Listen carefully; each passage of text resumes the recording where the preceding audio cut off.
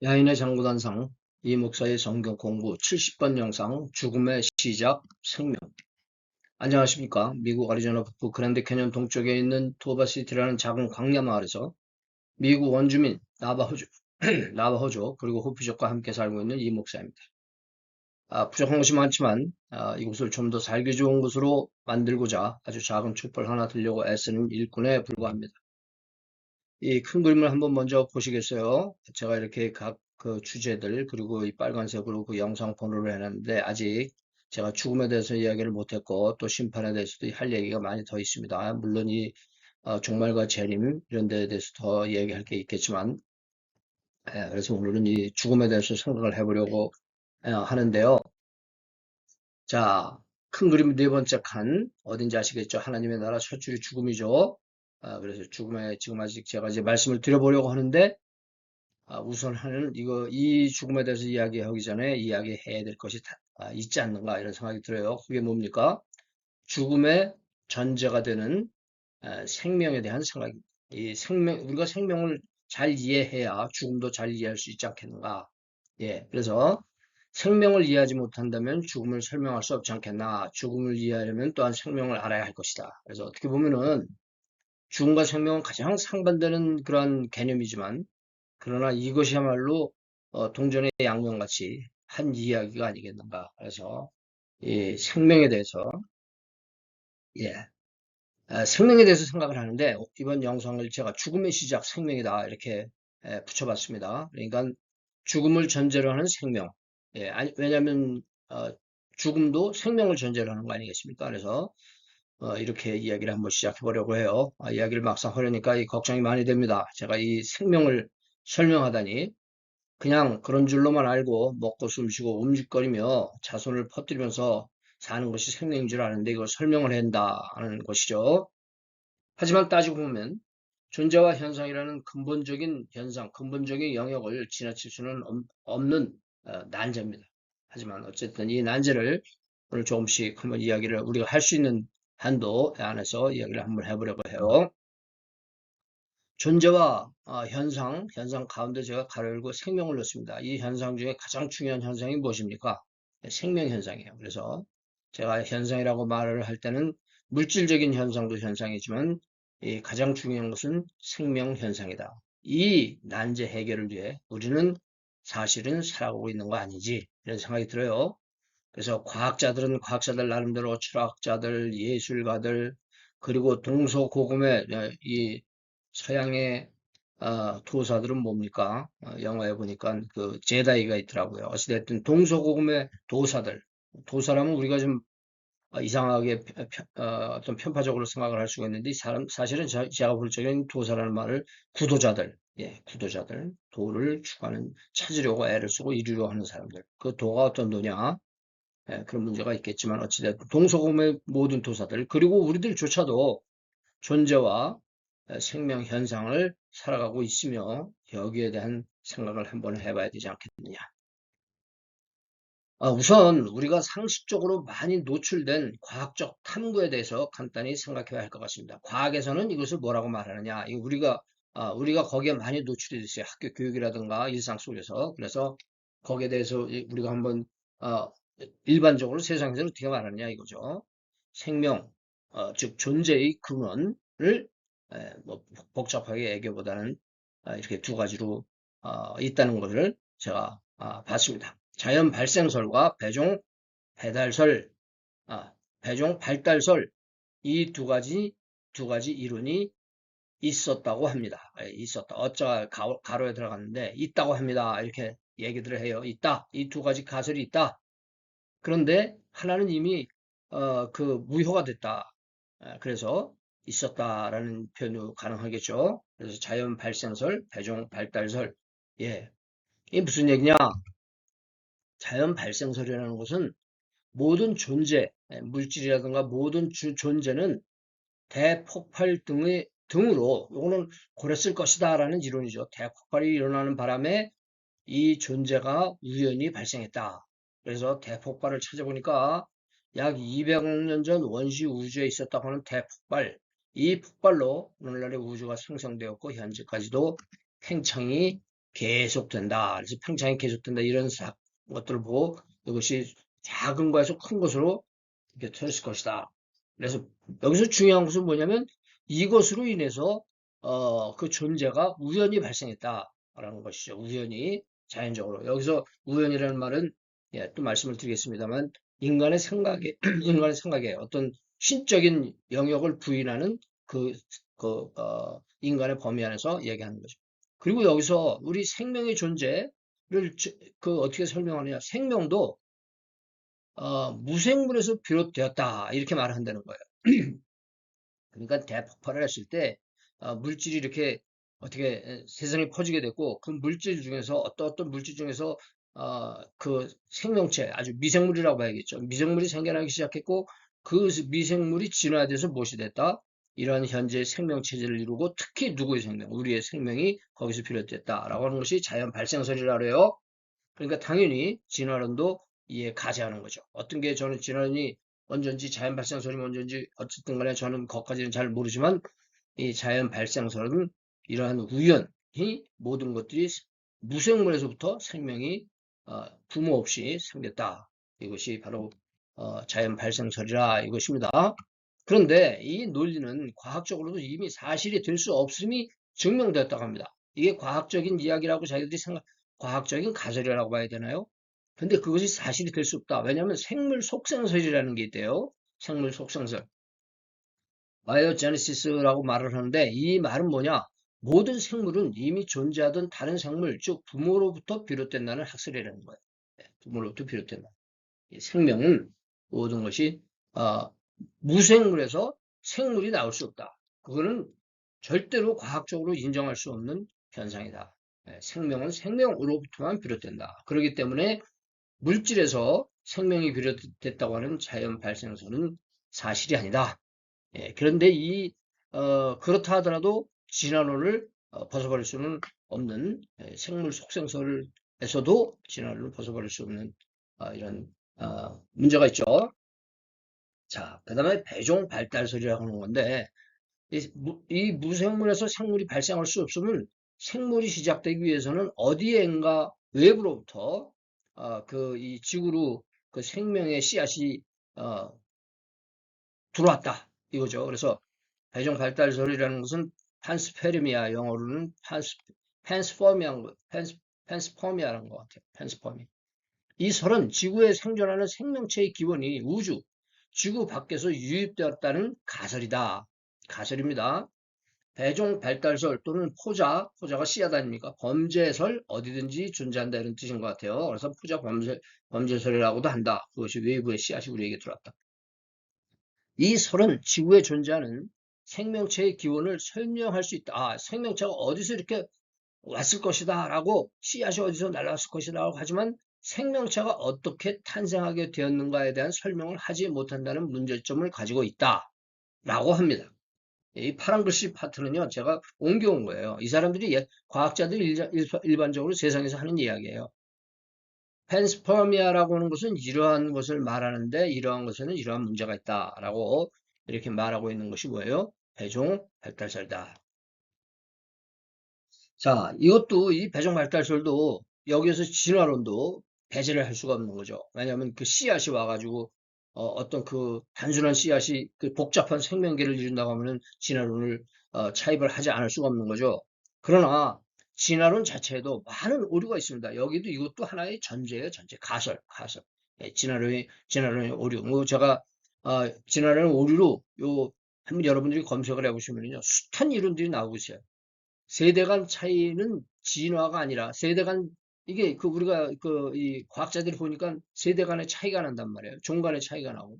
근데 그것을 이 사람들 뭘 설명하느냐? 진화로 설명한다. 이 진화. 그러나 사실은 진화가 아니라 이 에볼루션이 아니라 적응하는 거, 그 특별한 환경 속에서 적응하는 그런 이 현상이다. 그래서 아답테이션이라는 말도 있잖아요. 그래서 진화가 아니라 아답테이션이다. 특히 종과 종 사이의 진화의 증거가 없다. 이거 굉장히 중요한 포인트입니다.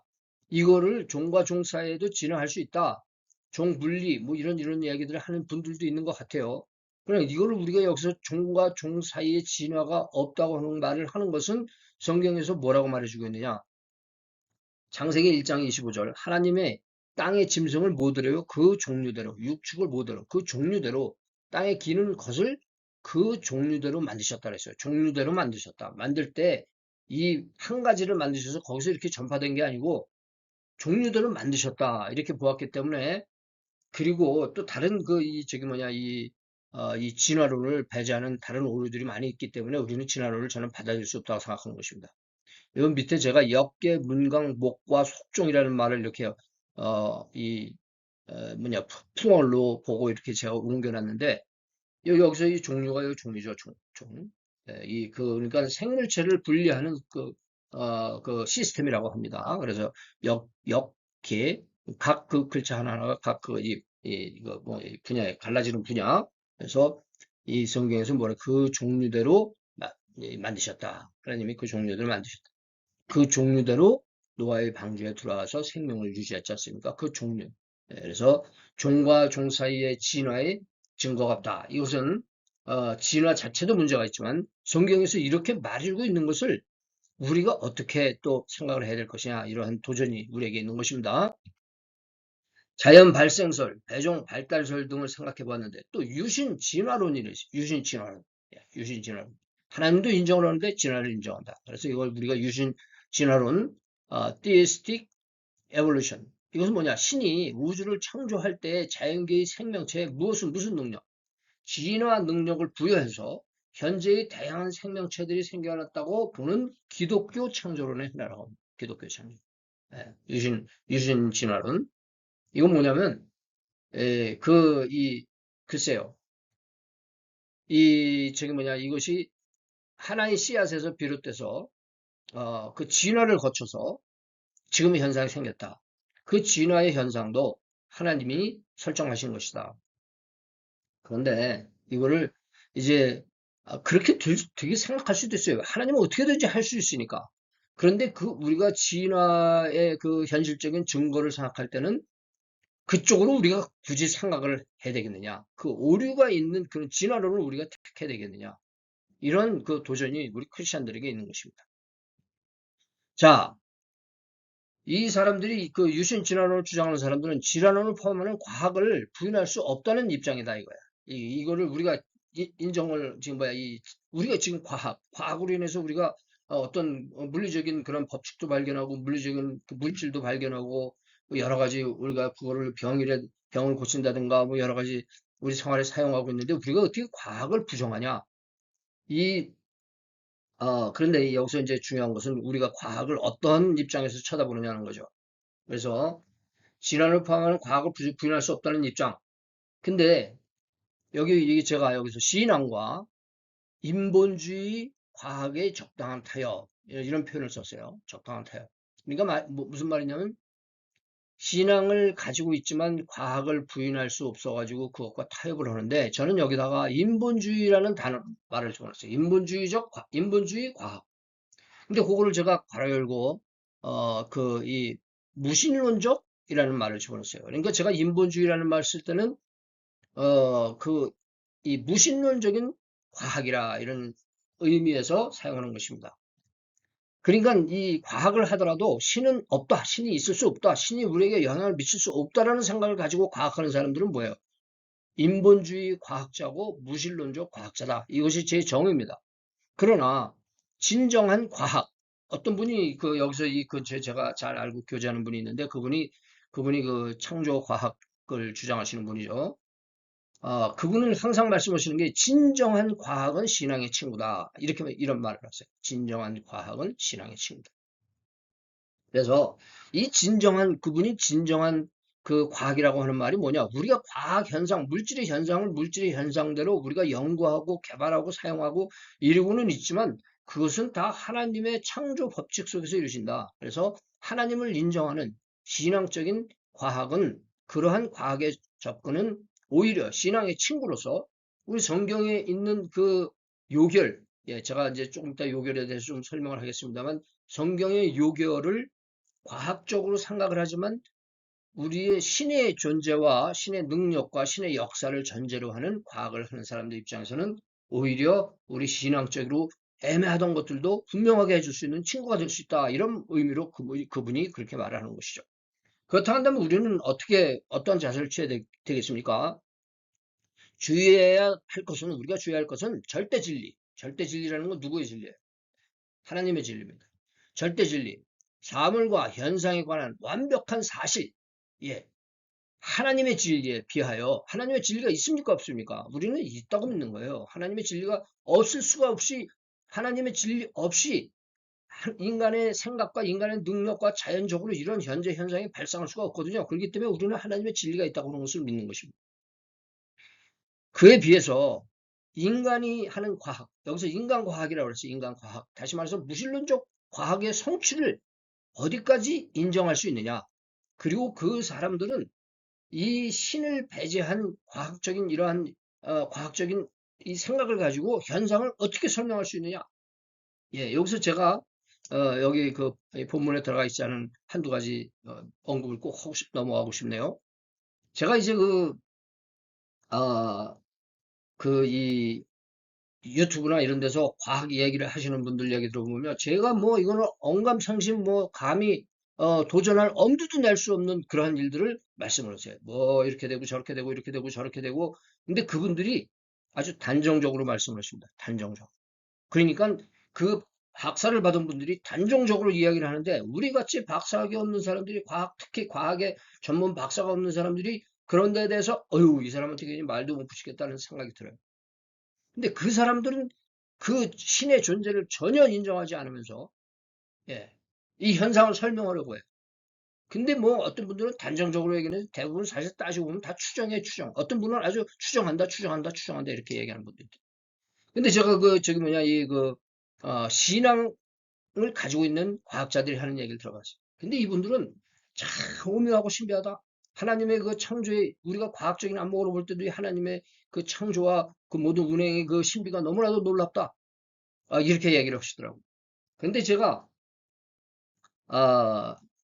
이 일본 그 천체 물리학자 이론 물리학자 티오리스틱 피지시스 티오리스틱 피지시스트니까 뭐 그러니까 그런 유명한 분이 계세요. 여기 미치오 가쿠라는 분인데 그분이 그런 얘기를 그분이 저는 크리스천인지 몰라요. 크리스천인지 모르지만 이분은 무지무지하게 그 참 명망이 높고 아주 정말 뭐 이 그전에 디스커버리를 거의 지배하다시피 하는 그런 제가 요즘은 텔레비를 안 보니까 잘 모르겠는데 그전에 제가 볼 때 디스커버리를 거의 지배하다시피 하는 이런 분이 있어요. 이분이 지금 이 현상에서 생기는 이 모든 놀라운 일들을 보면서 어떻게 얘기를 하냐? 예, 어떤 분은 그러더라고요. 이런 현상이 지금 벌어지고 있고 유지될 수 있는 가능성은 0%다. 이게 과학자한테 들으니 과학자가 하는 얘기를 제가 풍월로 들어요. 풍월. 예. 0%되는 이렇게 될 수 있는 가능성이 0%라는 거예요. 자연적으로 될 수 있는 가능성이 0%래요. 근데 이게 됐다는 거예요. 근데 이 미치오 가쿠라는 분은 이런 놀라운 그 현상을 물리적인 현상 뭐 여러 가지 현상을 보면서 이분이 뭐라고 얘기하냐면 저기에 그 지적인 창조자가 있을 것 같다. 그렇지 않으면 설명이 될 수 없다는 거예요. 그분이 성경을 봤는지 기독교 신앙이 얼마나 노출되는지 저는 몰라요. 그런데 그분이 하는 얘기가 there should be, there should be 있을 것이다. 저곳에 intelligent creator가 있을 거라는 거예요. There should be intelligent creator out there. 그렇지 않으면은 그러한 저기가 없다고 한다. 그러한 이 디자이너가 없다고 한다면 아키텍처가 없다면 이런 현상은 이렇게 이런 현상이 자연적으로 발생할 수 있느냐. 예. 그런 이야기를 듣고 제가 그리고 어느 저기 뭐냐 크리스천 과학자 어떤 분이 말씀하시는 걸 한번 들어보는데 그분 얘기 골자가 그거예요. 예, 정말 너무너무나 놀랍다. 많은 과학자들은 저도 동의하는 생각인데 많은 과학자들은 사실 그 사람들은 질문을 하는 사람들이에요. 지금. 근데 사실은 그 답은 어디에 들어있다? 그 크리스천 과학자 하는 말에 하나님께 답이 들어있다. 성경에 답이 들어있다. 근데 문제는 우리가 그 답으로 찾아내지 못하는 아직도 우리에게 그런 부족함이 있기 때문에 그거를 우리가 못하는 면이 있어요. 그건 우리 문제죠. 하나님의 문제가 아니에요. 예, 그래서 저는 진화론도 증명할 수 없는 가설일 뿐이라고 생각해요. 너무나 그 오류가 그 하나님의 능력에서 의해서 그렇게 된다 하더라도 현상적으로 오류가 많지 않은가. 자, 그리고 아까도 말씀드렸지만 하나님은 이미 생물의 시작을 어떻게 했어요? 각 종류대로 구분하여 주셨다는 성경의 기록. 이 기록이 거기에 있는 이유가 무엇이냐? 이것이 담고 있는 씨앗, 이것을 씨앗으로 한번 생각해 보세요. 이 씨앗 속에 담겨 있는 진짜의 그 모습은 무엇이냐? 예. 게다가 아까도 잠깐 말씀드렸지만 각 종의 적응은 있어요. 적응은 있지만 종의 적응은 있지만 종간 진화를 우리가 증거가 우리가 뭐가 있습니까? 그리고 많은 사람들이 그 저기 뭐냐 이 진화의 증거로 내세우는 것들은 그 사람들이 그것을 어느 범위에서 해석하느냐 이 그 차이에 큰 문제가 있어요. 예, 저도 잘 제가 어떤 때는 말하는 것도 이해를 못하니까 혹시 제 말을 이해 못하시더라도 뭐 그렇게 개의하지 않으셔도 됩니다. 예, 어쨌거나 그리고 또 진화의 현재 진행을 찾아올 수 없다 등의 진화론의 오류들을 참고해야 될 것입니다. 저는 여기에 대해서 상식적으로 이렇게 말씀드린 거고 더 알고 싶으신 분들은 깊이 한번 탐구를 한번 해보세요. 그러나 제가 여러분들에게 힌트로 드리는 말씀들이 있어요. 힌트들 그런 것들을 힌트로 한번 잘 찾아서 생각을 하는데 참고하시기 바랍니다. 이 서론이 엄청 길어졌습니다. 지금 30분이 넘은 것 같아요. 예, 서론이 길어졌어요. 서론이 길어졌어요. 왜냐하면 지금부터 서론을 말하려고 합니다. 죄송합니다. 이 말을 이렇게 질질 끌어서. 그러나 저도 이 주제를 가지고 일단 요만큼 얘기를 해야 되기 때문에 좀 길어지지만 양해를 해주시기 바라요.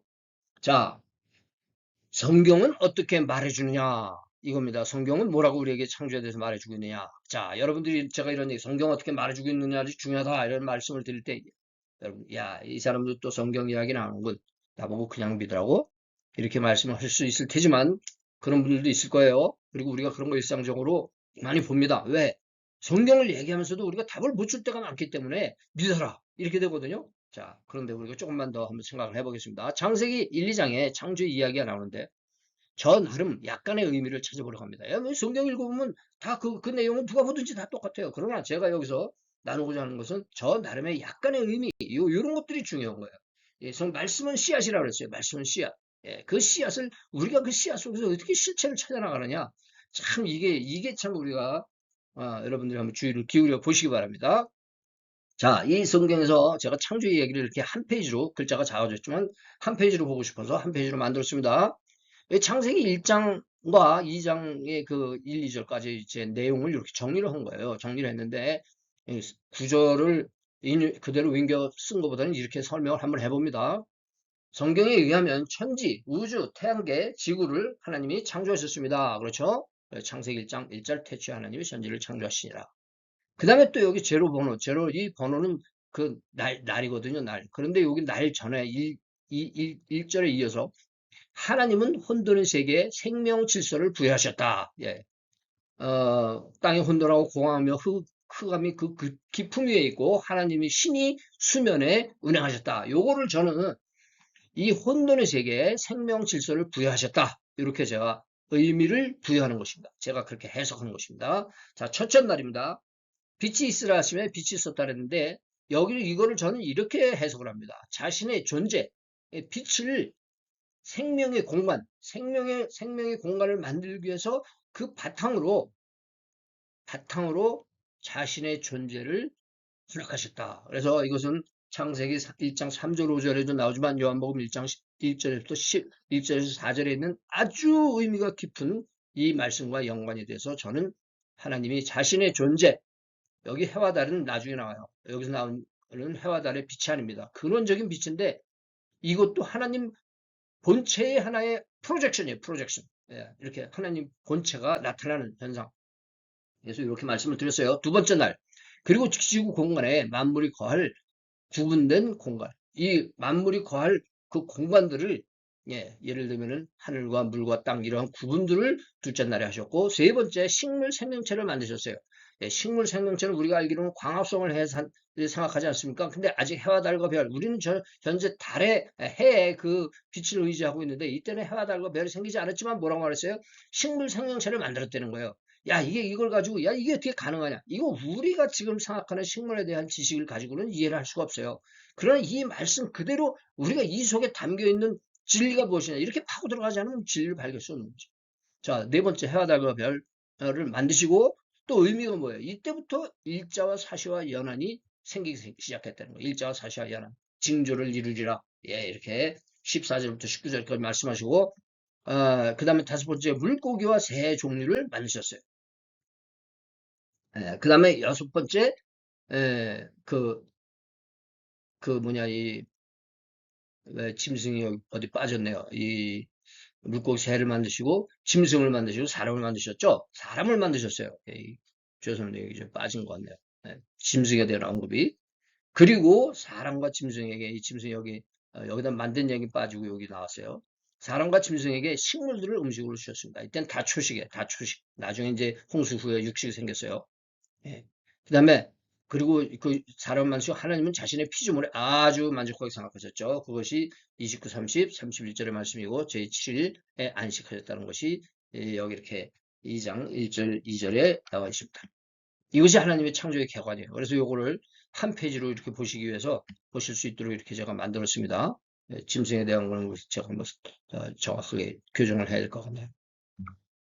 자, 이상은 창조의 요결, 입니다. 창조의 요결. 우리가 창세기 1장에 나오는 이야기는 자세하게 쓴 것 같지만 아주 그렇게 축약된, 예, 아주 축약된 그러한 요결이에요. 요결. 요점. 이 요결이라는 말은 가장 중요한 방법이나 뜻입니다. 그래서 이 요결이라는 말을 우리가 특히 이제 동양에서 수도하는 사람들이 요결이라는 말을 많이 써요. 그 의미를 갖고 있는 말을 줍니다. 그 말 속에 그 여러 가지 교훈이 들어있는 거예요. 그리고 오랜 시간 동안 그 요결의 뜻을 깨닫고 그것을 행하기 위해서 노력하는 것이 바로 그 구도자들이 하는 방법이죠. 그래서 그 요결, 간단하지만 간단한 속에 말씀은 씨앗이다. 참 이 말이 굉장히 의미가 있는 것 같아요. 그래서 요결이라는 것은 뭐냐? 다시 말해서 우리는 요결을 어떻게 취급을 해야 돼요? 하나님의 창조라는 거대한 진리, 하나님의 창조라는 거대한 진리를 염두에 두고 그 속에서 이 구절들을 생각해 봐야 된다는 거예요. 그러니까 우리가 이 구절을 가지고는 구절부터 시작해가지고 결론에 도달할 수가 없어요. 연역법이지 귀납법이지 이런 말들을 쓰는데 이, 이 우리가 우리의 생각의 폭을 여기에 두고 요거를 이해하려고 하면은 코끼리 다리를 만지느냐, 귀를 만지느냐, 코를 만지느냐, 가슴을 만지느냐, 이거라는 거예요. 그러나 이 거대한 진리를 염두에 둬라. 우리가 구체적인 모르지만 염두에 둬야 돼요. 제가 지금 시간이 길어지지만 제가 지금 꼭 여기서 부수적인 것인지 부수적인 것이 될 수 있을는지 모르겠지만 강조를 하고 싶은 것이 거대한 진리를 우리 마음에 이 기대감이 좋은 말인 것 같아요. 기대감을 가지고 이것을 찾아 나가야죠. 어, 전체적인 모습을 보기 위해서는, 진리를 발견하기 위해서는. 그래서 생각해 봐야 하는 것입니다. 자, 그래서 우리 이 창조의 기록을 제가 그냥 저 나름대로 개관, 이렇게 멀리 보는 거예요, 멀리. 그래서 제가 보니까 하나님께서는 질서를 세우시고, 하나님의 자신의 질서와 법칙이죠. 이 질서를 세웠다. 이 질서와 법칙은, 어, 무엇을 목표로 하느냐? 가장 중요한 것이 뭐냐? 생명의 생명. 그래서 우리는 이 질서와 법칙을 생명의 질서와 법칙이라고 봐야 돼요. 이 세상에 무생물도 많이 있지만 이 모든 것들이 무엇을 위해서 이 세상에 많은 물리가 있고 여러 가지 법칙이 있지만 무엇을 위해서 결과적으로는 하나님이 지으신 질서는 무엇을 향해 나간다? 생명을 향해 나간다고 하는 사실. 왜냐하면 하나님의 생명이 하나님이 아니십니까? 그래서 질서를 세우셨어요. 창조에서. 그리고 공간을 만드시고 식물과 일자와 사시와 야랑과 그리고 동물들을 만드시고 그리고 사람을 창조하셨습니다. 예. 이렇게 지구상의 사물과 생명을 만드셨죠. 예. 근데 이 사람을 창조하는 데 있어서 우리 창세기 1장 26, 28절에서 그 내용을 보면 하나님이 자기 뜻대로 사람을 그 형상대로 사람을 짓고 사명을 주셨단 말이에요. 그것은 인간이 하나님의 형상을 닮아 특별히 창조되었으며 그에 걸맞은 의무를 부여받았다는 사실을 나타내고 있어요. 그런데 이 비슷한 창조에 관한 이야기, 인간 창조에 관한 이야기가 1장 26, 28 말고 2장 7절에 또 나오는데 여기서는 인간 창조에 관한 좀 더 자세한 설명이 포함되어 있습니다. 여호와 하나님이 흙으로 사람을 지으시고 생기를 그 코에 불어넣으시니 사람이 생명이 된지라. 야, 이것도 한 구절에 하나님이 사람을 어떻게 만드셨다는 걸 말해주고 있는데 우리 사람이 얼마나 복잡합니까? 우리 인생이 복잡한 게 한두 가지가 아니에요. 인생에서 파생되는 문제도 복잡하고 우리 존재도 복잡합니다. 오죽하면 이 인간을 소우주라고 말하셨으니까 이렇게 간단하게 설명해주고 있어요. 이것이 요결입니다. 이 안에 담겨있는 교훈이 무엇이냐 이거. 이 말씀도 인간 존재에 대한 요결이니 많지 그 깊은 의미를 아까도 제가 그 그 하나님의 그 창조라고 하는 그 거대한 그거를 염두에 둬야 된다는데 여기서 제가 창조적 상상력이라는 말을 한번 만들어 봤어요. 창조적 상상력. 예. 그 깊은 의미를 어떤 이 망상에 가까운 이런 것이 아니라 창조적 상상력. 그리고 제가 영어로는 divine imagination이라는 표현을 한번 써봤어요. divine imagination. 우리가 하나님의 영성을 닮았기 때문에요. 창조주를 닮았기 때문에 우리는 창의적이지 않습니까?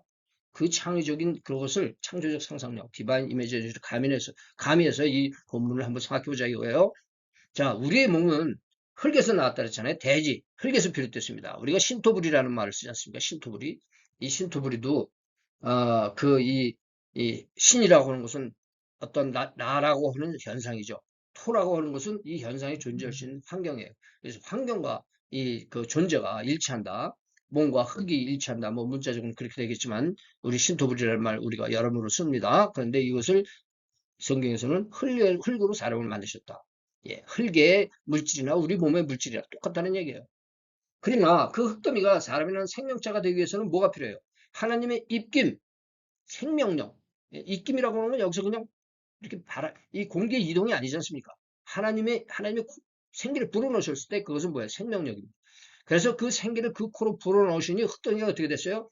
생명이 됐다. 사람이 됐다고 하는 사실입니다. 이 생명. 그래서 이 생명은 생명을 제가 이렇게 한번 생명이라는 거는 이제 한글 번역인데 이거를 우리가 어떻게 생각을 하겠습니까? 생명은 생체, 살아있는 몸에 또 더군다나 플러스가 있어요. 하나님의 영이죠. 그런 살아있는 사람이 됐다. 예, 그리고 여기 그 생기를 불어넣으셨다고 하는 단어는 이 호흡 혹은 영어로 번역될 수 있는 그 원어라 그래요. 원어를 이 네샤마라는 원어를 호흡이나 영어로 번역될 수 있다고 하는데 이 말을 하는 것은 제가 원어를 들먹이는 것이 아니라 이 생기라고 하는 말이 포함하고 있는 그 씨앗 속에 들어있는 것이 뭐냐 이걸 생각하는 것이죠. 그리고 생명이 됐다. 그 살아있는 사람이 됐다고 하는 것은 숨을 쉬는 생체가 됐다는 뜻이라고 그래요. 그래서 결국 뭐 이런 얘기들 그 히브리어가 이렇게 나오는 거는 이 정도로 그냥 넘어가고요. 그래서 한글로는 뭐를 번역이 됐다? 생명으로 번역이 됐다. 그런 말이죠. 생명으로 번역이 됐다. 그래서 이 사람이라는 존재를 우리가 이 1장 26, 28절과 더불어서 2장 7절의 말씀을 더불어서 함께 생각해 본다면 사람을 이렇게 정의할 수 있다고 하는 사실입니다. 사람이라는 존재는 모든 육체적, 정신적, 영적 기능을 다 포함하는 존재를 의미한다. 예, 여기서 생명이 됐다는 생명이죠. 그리고 그 몸도 영혼도 모두 어떻게 됐어요? 하나님으로부터 우리의 몸도 그렇고 기능도 그렇고 조직도 그렇고 다 하나님으로부터 비롯되었다는 것을 성경은 말해주기 때문에 그래서 정말 오묘하게 우리의 모든 것을 장부까지 하나님께서 오묘하게 조직하셨다 그런 말씀이 있지 않습니까? 그래서 이것이 우리가 이 사람이라고 하는 존재, 살아있는 존재에 대한 정의라고 우리가 볼 수 있을 거예요. 자, 이 생명 현상이라고 하는 것은 하나님이 창조하신 모든 사물과 현상의 정수입니다. 그러니까 아까도 말씀드렸지만 모든 창조는 무엇을 향해 나가고 있다? 생명으로 나가고 있다. 그리고 하나님의 질서는 모든 물리, 생리, 심리, 여기까지 우리가 과학에서 추구하는 것이 뭐예요? 물리와 생리와 심리를 우리가 알기 위해서 많은 노력을 기울이지 않습니까? 인간적인 노력을 기울이죠. 거기에 저는 영리도 포함되어 있다. 영적 이치. 그리고 모든 사물과 현상의 정수는 하나님으로부터 비롯됐다. 이 계속 반복되는 말을 다시 표현하고 있어요. 예. 제가 시간이 지금 벌써 40분이 넘는 것 같은데 시간이 길어지지만 양해를 해주시고 이 생명 현상 이것이 어떻게 존재하고 있는지 여기서 제가 결론적으로 한번 정리를 이렇게 해봤습니다. 하나님은 당신의 무엇으로 능력으로 그리고 제가 가로 열고 기운으로 자신의 기운 우리가 기운이란 말 많이 쓰잖아요. 그런데 하나님에 대해서는 기운이란 말 잘 안 써요. 예. 우리 기운이 떨어져. 기운이 없어. 자네 기운이 없어 보이네. 뭐 이런 말을 하지만 하나님의 기운. 그러나 이게 능력과 힘이라는 건 뭐예요? 이게 기운이거든요. 기의 움직임. 이게 문자적으로는 기운. 자신의 존재로부터 시작된 우리의 모든 존재는요. 하나님의 존재로부터 시작된 거예요. 저는 그렇게 생각합니다. 시작된 모든 만물의 존재와 현상, 즉 생명 현상을 어떻게 하세요? 지배하시는 거예요. 하나님을 지배하시는. 그래서 우리의 생명을 이해하기 위해서는 이거를 우리가 알아야 된다고 하는 사실. 하나님의 기운으로 우리가 존재합니다. 자, 그런데 지금부터 약간의 이제 뭐 다 이렇게 약간의 흥미로운 얘기를 시작을 하려고 그러네요. 반복입니다. 사실 그러나 우리가 새로운 주의를 집중했으면 좋겠다는 생각이 들어요. 하나님은 그 코에 생기를 불어넣으셨다고 했어요. 이 대목을 영어에서는 breath라고 표현했습니다. breath. breath는 이제 호흡, 숨결, 생명의 호흡 이렇게 말을 했어요. 그래서 이 breath라는 말도 원어에서는 위에서 말한 바와 같이 호흡 혹은 영혼, 살아있게 하는 호흡 이러한 의미를 가지고 있다고 우리가 생각할 수 있겠죠. 그런데 한글 성경에서는 생기라고 번역을 했단 말이에요. 생기. 생기라고 하는 건 뭐예요? 생명의 기운이라는 뜻 아니겠습니까? 생명의 기운. 생기를 불어넣으셨다고 했는데 한자 성경을 저는 한자를 갖다가 줄줄 읽을 정도는 아니지만 겨우겨우 문자만 몇 개 이렇게 보는 거예요. 이 번체대로다. 근데 한자에서는 이 생명의 기운을 생명적 기식이라고 이렇게 표현을 했더라고요. 생명적 기식. 예, 기식. 예, 기자는 제가 여기다가 양쪽에 빨간색으로 이렇게 튀게 만들어 놨어요. 의도가 있겠죠. 그래서 생명적 기식이다. 그러니까 다시 말해서 영어에서는 breath를 번역을 하고 한글에서는 생기라고 번역을 했다.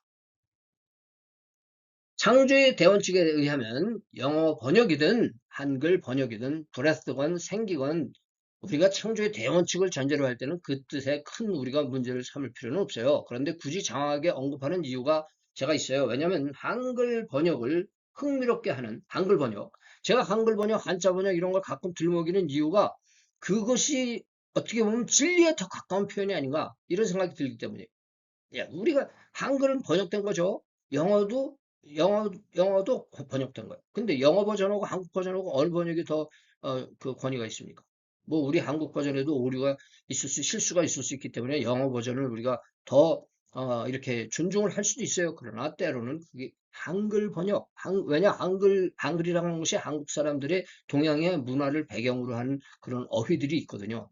그래서 한글 번역을 흥미롭게 하는 관련 성경 구절이 있어서 소개하려고 합니다. 제가 괜히 하는 얘기가 아니고 제가 다 이유가 있다는 사실이에요. 창조에 관한 이야기입니다. 시편 34편, 33편 6절의 말씀입니다. 예, 뭐라고 했느냐? 여호와의 말씀으로 하늘이 지음이 되었으며 우리 창세기에서 다 본 거예요. 그 다음에 그 만상이 무엇으로 이루었다? 입의 기운으로 이루어졌다. 입의 기운으로 여기서 기운이라는 말을 써요. 근데 기운이라는 말 우리가 정말 별로 우리 신경 안 씁니다. 왜? 맨날 쓰는 말이 기운이라서 그런지 입에 기운으로 이뤘다. 이렇게 성경에서 번역을 해주고 있어요. 이 말씀은 이 입의 기운으로 제가 그 38장 6절을 여기다 제가 설명을 드리는 거예요. 이 말씀은 하나님의 말씀으로 지으셔. 즉 원칙, 말씀이라고 하는 하나님의 원칙이에요. 원칙이 또 말이라고 하는 것은 의도적으로 어떻게 됐어요? 전달이 됐어요. 이 말에는 여러 가지 의미가 담겨 있는 거예요. 원칙, 또 의도, 또 전달, 그리고 거기 또 뭐가 전달이 되기 위해서는 뭐가 돼야 되는 거예요? 동력이 있어요. 동력. 동력으로 그 동력으로 하늘이 지어졌다는 것이고 만물이 하나님의 입을 통한 기운으로 만물이 이루어졌다고 하는 사실. 하나님의 기운으로 이것이 이루어졌다는 거예요. 제가 주목하는 것은 같은 창조에 관해서 성경에서는 breath로 번역된 대목. 근데 여기 제가 원어에 대한 걸 써놨는데 뭐 보실 분들은 보시고 안 보셔도 돼요. breath로 번역된 대목을 호흡으로 우리가 보편적으로 생각하는 그 말보다는 한국어로는 입의 기운으로 번역했다. 예, 입의 기운으로 번역했다.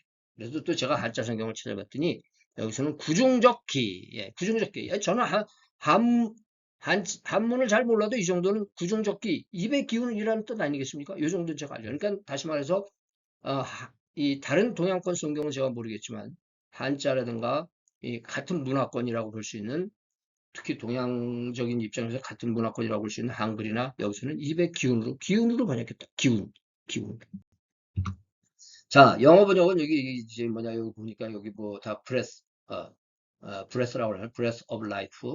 또 NIV에서도 약간 구조는 다르지만 어디 있어요? breath of life 이렇게 번역을 했어요. breath로 번역을 했어요. 사실 어떻게 보면 이러한 그 기에 관한 그런 저기는 동양적인 어떤 문화 아니겠어요? 서양적인 것보다는. 자, 각 언어의 특징과 문화적 차이가 있기는 하겠지만 그래도 우리는 여러 다른 언어로 복음과 진리를 나누고 있어요. 그러니까 우리가 문화는 다르고 거기에서 나오는 어휘들은 다르지만 우리는 같은 복음을 우리가 나누고 있다는 사실이에요. 그러나 제가 이 대목의 한글 한자 번역에서 좀 더 격려를 받는다. 격려받아요. 왜냐하면 한글 한자 번역에서는 기운, 즉 하나님의 능력, 우리가 하나님의 능력은 얘기 많이 하면서도 기운이라는 말을 잘 안 하는데 하나님의 능력이 기운 아니겠습니까? 하나님의 그 기운, 능력의 존재와 흐름과 작동이 좀 더 드러나고 있다.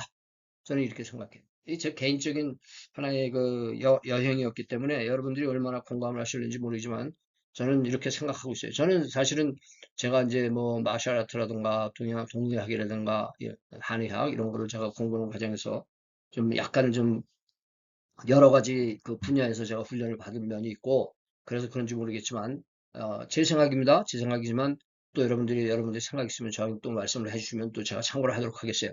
그래서 이 번역에서 제가 굳이 이렇게 긴 말씀 드린 것은 기운, 이 기운, 하나님의 능력의 존재와 흐름과 작동이 좀 더 드러나고 있다. breath보다는 훨씬 강한 의미. 원어에서도 벗어나지 않지만 그 말단적인 번역본으로서의 표현이 너무나 그 성경 원본에 우리가 더 가깝지 않은가. 정리하겠습니다. 하나님은 생명 질서의 법칙 속에서 능력으로 법칙 속에서 능력으로 즉 기운으로 만물을 만들고 유지하십니다. 그 기운이 운행되고 있다는 증거가 모든 존재와 현상이에요. 증거와 현상을 볼 때 아까 미치오 가쿠가 한 말을 제가 예를 들었잖아요. 이런 걸 보면은 하나님 이 창조주, 인텔리전 크리에이터, 지적 창조자가 있을 수밖에 없다.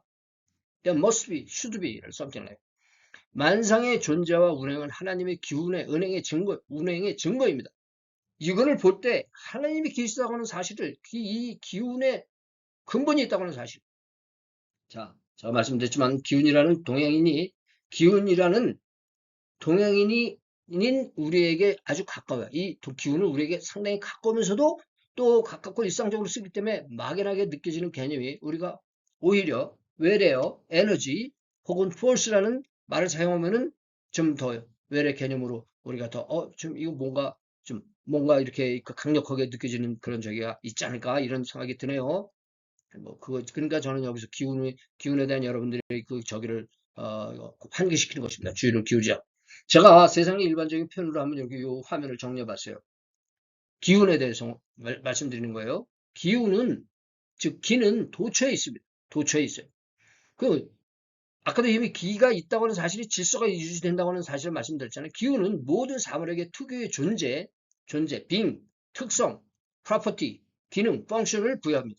어떤 물질이 특정한 존재와 특성, 그로 인한 기능을 감당할 수 있는 이유는 그 물질을 규정하는 기운 때문에, 기 때문에 기가 이런 현상을 존재하게 한다는 거예요. 자, 근데 이런 얘기를 제가 어떤 그 분하고 얘기를 해봤더니 이분은 서양 과학을 전공하신 분인데 제가 이런 얘기를 했더니 기에 대해서 얘기를 했더니 이분이 서양 과학에서는 파장을 이야기한다고 그러더라고요. 파장, 웨이브가 있다고 그래요. 그래서 그 웨이브, 각 물질의 파장이 그 물질로서 존재하게 한다. 예, 그 물질의 품성도 있고 용도도 있겠죠. 그러니까 다시 말하면 플라스틱은 플라스틱의 파장이 있고, 예, 콘크리트는 콘크리트의 파장이 있고, 예, 뭐 제가 더 이상 말씀을 드리지 않겠습니다만, 그분들도 이런 비슷한 개념이 있더라고요. 자, 일어나고, 자, 이거 사실입니다, 사실. 만물은 질서 속에 존재합니다. 이건 누가 부인할 수가 없어요. 그 질서를 우리는 물리, 생리, 심리라고 부릅니다. 그리고 아까도 말씀드렸지만 영적 이치도 이 질서에 포함되어 있어요. 이 질서, 자, 질서가 존재하다 이거예요. 질서가 무질서한 세상이 아니에요. 이 질서를 유지하는 근본 뜻, 거기에 작용되는 힘, 기운은 어디에서 비롯된 것이냐? 이것이 어떻게 이러한 현상이 발생할 수 있느냐? 자, 기의 존재는 바로 그 모든 의도와 질서와 능력의 출처, 근본이 존재한다는 것을 증명하고 있다는 거예요. 우리가 이런 현상을 보니까 분명히 거기 어떠한 이것이 우연히 0% 그럴 가능성이 없어. 우리는 그냥 이렇게 되는 건가 저렇게 되는 건가 추정할 수밖에 없어. 그러나 분명히 그것이 존재할 것이다. 존재한다. 어떤 과학자도 아까 미치오 가쿠를 예를 들었지만 그 사람의 예를 들기는 했지만 우리는 더더욱 그러한 가능성을 생각하고 있는데 우리는 성경의 가르침을 통해서 그 근원이 바로 하나님 스스로 존재하시는 예, I am that I am. 출애굽기 3장 14절 아닙니까? 이것이 우리 성경에서 우리는 볼 수 있지 않겠느냐. 성경에서 우리는 그것에 대해서 궁금해하는데, 그러면 이 실체가 뭐냐? 본질이 뭐냐? 근본이 뭐냐? 성경에서 하나님이라고 말해줘. 그리고 보니까 모든 것이 맞아요. 이 성경의 말씀을 그냥 무조건 믿는 게 아니에요. 그런데 이건 분명히 있어요. 제가 또 한번 말씀을 드릴 기회가 있겠지만, 이 믿음이라고 하는 거, 복음이라고 하는 거, 이것은 우리가 또 다른 수준의 더 높은 수준, 더 깊은 진리에 도달할 수 있는 관문이에요. 우리가 그곳으로 들어갈 때 더 큰 게 보입니다. 우리가 보지 못하던 것이 보여요. 그 믿음이라는, 예, 그 하나님의 구속의 역사, 그 믿음이라는 그 관문을 통과할 때 우리는 저는 그렇게 생각해요. 저는 과학을 박사 학위를 받을 정도로 공부를 많이 안 했고, 일반적으로도 제가 그렇게 관심을 많이, 일상적인 거 아니면 관심을 많이 기울이지 않지만, 저는 그렇게 생각해요. 우리가 아까도 말씀드렸죠. 말씀은 요결, 씨앗, 이 씨앗 속에 있는 씨에 들어가는 그것이 바로 하나님의 구속의 역사, 또 우리의 그 받아들이는 믿음, 그 속에 새로운 깨달음이 있고, 새로운 능력이 있다. 이거 제가 한번 또 나중에 꼭 말씀드리고 싶은 내용입니다. 자, 이제 서론이 끝나고 본론을, 예, 본론. 벌써 50분이 다 큰일 났습니다. 우리의 삶은 이러한 하나님의 질서와 법칙으로 이루어진다고 해서 하나님의 창조 이후 우리는 대대손손 재생산, 생식, 리프로덕션이죠. 자식을 낳는 하나님은 아담과 하와만 지으시고 그 리프로듀스하는 생식하는 기능을 주셨지 않습니까? 그 역사 속에서 우리의 삶이 이루어지고 있어요. 나의 삶이 지금 있습니다. 어디를 향해서? 이게 참 우리 이 삶이 존재하는 이 존재와 그 방향이 어디예요? 죽음을 향해서. 예, 제가 요점적으로 말씀드릴 창세로부터 원죄로부터 규정된 우리의 죽음. 그 죽음은 바로 현세의 생명의 법칙에서 우리가 배출된다는 것을 의미하는 것입니다. 예, 제가 현세의 생명이라는 현세의 생명. 예, 제가 현세 빨간색으로 넣었어요. 왜 그렇습니까? 우리에게 뭐가 있기 때문에. 우리에게 전생이 있다 말씀드리진 않겠어요. 그러나 이전의 존재는 있어요. 무엇으로? 흙으로, 바람으로, 기운으로, 하나님의 기운으로. 예, 그것만 말씀드리겠습니다. 너무 비난하지 마시기 바랍니다. 현세의 생명의 법칙, 또 뭐가 있어요? 우리 미래의 생명의 법칙이 있어요. 그것은 뭐냐? 사실 우리는 과거, 현재, 미래를 우리가 살기 때문에 이렇게 구분할 수밖에 없지만 그것은 어떻게 보면은 과거건, 현재건, 미래건 같은 생명이고 같은 존재고 같은 생명의 법칙이 왜 하나님은 그렇게 우리의 과거와 현재와 미래에 매여 있는 분이 아니라는 사실이죠. 거기서 우리가 배출되는 우리가 뭐라고 불러요? 죽음이라고 부르죠. 자, 제가 오늘 이 정도 하겠습니다. 제가 이렇게 길어지려는 진짜 상상도 못 했는데, 예.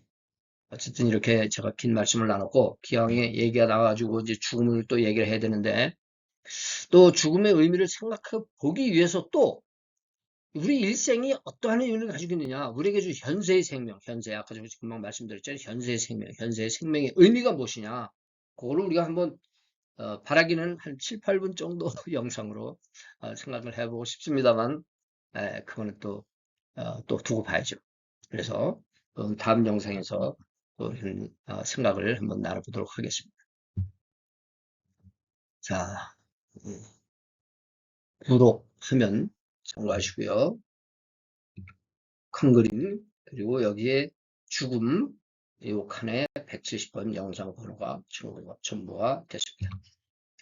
말씀을 통한 오늘의 교제에 감사드리며 다음에 또 뵐 때까지 성령 안에서 의와 평강과 희락이 귀 가정에 충만하시기 바랍니다. 저는 이만 여기서 잠시간의 작별 인사드립니다. 학권에 그리고요 제가 이 비디오 밑에 영상 밑에 설명란에다가 관계된 영상이라든가 제 사적인 이야기라든가 이런 걸 좀 넣었어요. 그러니까 그런 거 참고하시기 바라고요. 이게 지금 50분 영상 여러분들이 2배속으로 보시면은 25분에 보십니다. 자, 그러면 안녕히 계십시오.